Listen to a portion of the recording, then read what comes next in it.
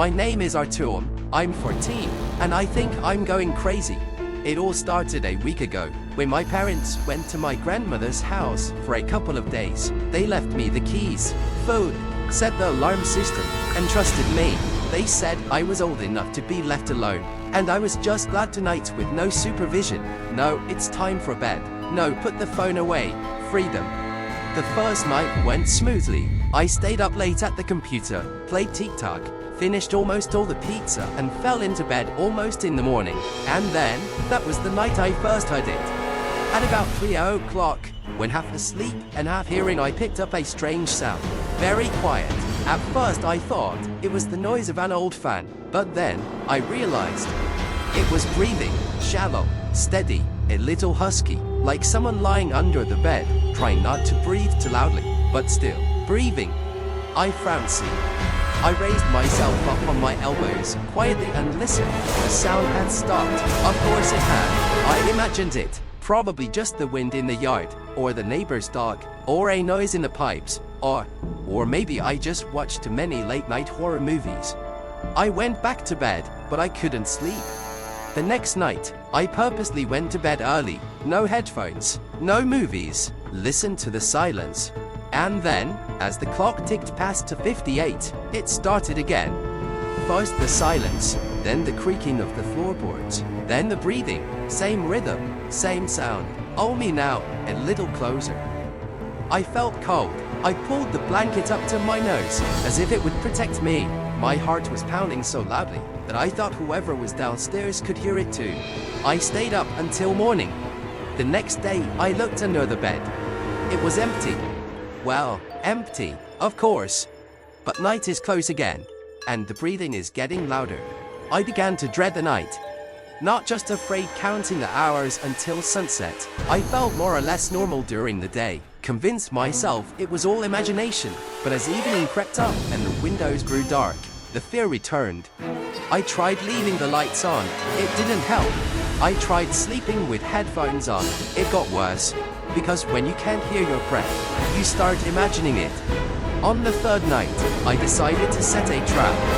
I found an old camera phone and turned on the recording on it. Carefully placed it on the floor, lens facing the space under the bed. Set it up so it can record everything that happens there while I sleep.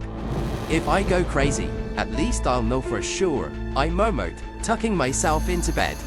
I slept that night, not soundly, but without breathing. I was even beginning to hope it was gone. First thing in the morning, I grabbed my phone. My fingers were shaking. My heart was pounding like I was about to watch a horror movie where I was the main victim. I pressed play. The video started. At first, just the floor, silence, shadows from the bed. An hour passed, a second, nothing, just silence and the occasional creak of the house. And suddenly at 3:12 a.m., shadow. Not a movement, but a shadow, as if something large and low had slipped from the edge of the screen. Then a sound, a low, wet breath. S-H-H-H-H-H-H, H-R-R-H-H-H, S-H-H-H-H-H-H. It went on for almost 3 minutes, and then it suddenly stopped. Nothing came out, but the camera stopped. It was like someone had touched it. I threw the phone away, my heart pounding like crazy. I wanted to scream, I wanted to run, but I frowned. And then, right from under the bed, came a whisper. Are you looking? After I heard that whisper, you're looking, everything inside me clenched. I didn't move, I didn't even breathe, staring at the ceiling like it could save me. It was maybe 10 minutes, maybe an hour. Silence, no breathing, no rustling, just a pulse in my ears.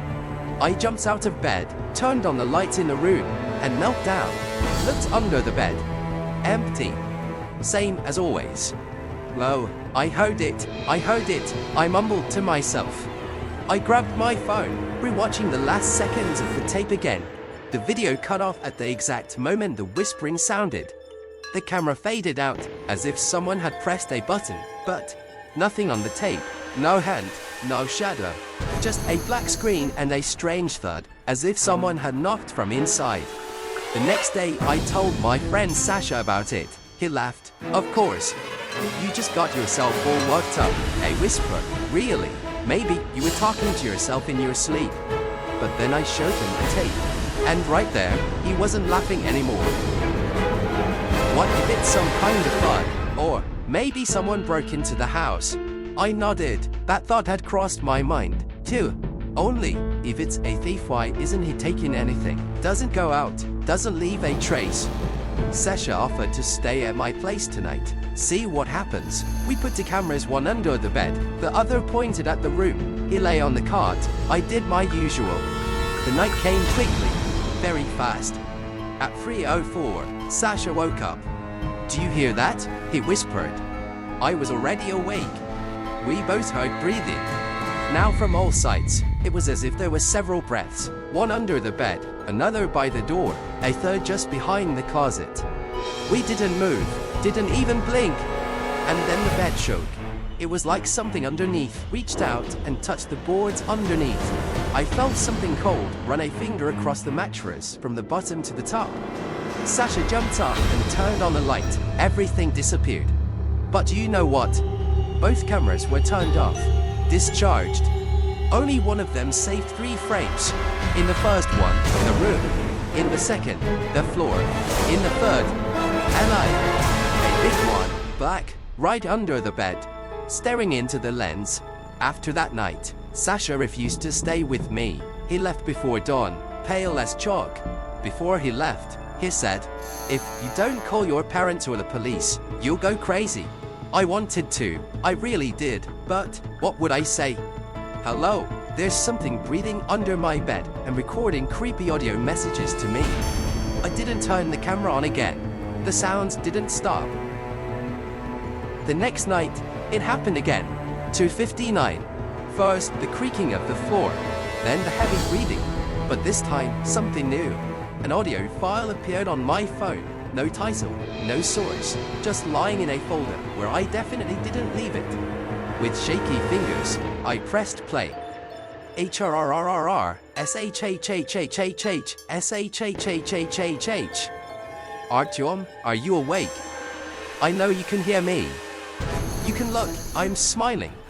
I dropped the phone, because it was my voice, but I didn't record it, and I wasn't smiling.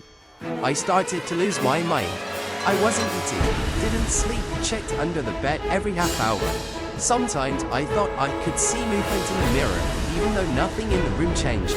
I started catching rustles during the day, whispers in the bathroom, the feel of stairs when I was alone. And every night, breathing, getting closer, heavier. Sometimes I can feel the mattress sagging like someone is lying underneath. Friday night it got worse. I woke up at 3:33. Something under the bed laughed. A low, muffled, wet laugh. Not a man, not a beast, just something. I couldn't move. My arms wouldn't listen. My legs went numb. And then, something grabbed my ankle. The next morning, there was a bruise as thin as a long, narrow fingerprint. I ran out of the house, just ran out in my pajamas and sneakers. Now I'm sitting at Sasha's. He's trying to help me. We decided to get a new camera after all, infrared, right in the room. Because I need to know who or what is living under my bed. And tonight we'll see. We put the infrared camera on a tripod, right in front of my bed. Sasha insisted that it right to the cloud, so the footage couldn't disappear. It's Saturday with his laptop. I lay down not to sleep, just to wait. Pray. It's dark, quiet. I almost believed that this night would be quiet. But at 3:07, the camera detected movement. First, a faint warmth under the bed. Then an outline, fuzzy, but huge. It began to crawl. Sasha screamed, "Tem, look at the screen." I looked. On the tape under my bed, a hand slowly stuck out. It was gray, long, unnaturally thin, with fingers like wire. It was resting on the floor, pulling something up behind it. And then we saw a face. Well, not a face. Something that looked like a face molded out of skin and fear. No eyes, just 2 dark hollows that seemed to ouncy darkness. It stuck out halfway, stared straight into the lens and smiled. We both bounced off the screen. Sasha was shaking. "It's not human," Tem, it can't be a person. And then the camera stopped recording. Black screen. And a second later sound. SHHHH, SHHHH. You've seen me, now I want to see you. In the same instant, the lights in the entire apartment went out. We were running, in the dark, bare heels on the cold floor. I didn't take my phone or my things. Sasha was in a panic. I was on the verge of fainting. But when we ran outside, we turned around, and in the window of my room, right where the bed was, there was someone standing there. Tall, dark, Ed. He was breathing. I haven't slept on bed since. Only on the floor, or in a chair, or anywhere there's no space underneath. And yes, we showed the tape to the police. They couldn't find it. The video's been deleted. The cloud is empty. It's like he doesn't want anyone else to know. Now you know. And tonight, listen. What if it's already under your bed? Breathing.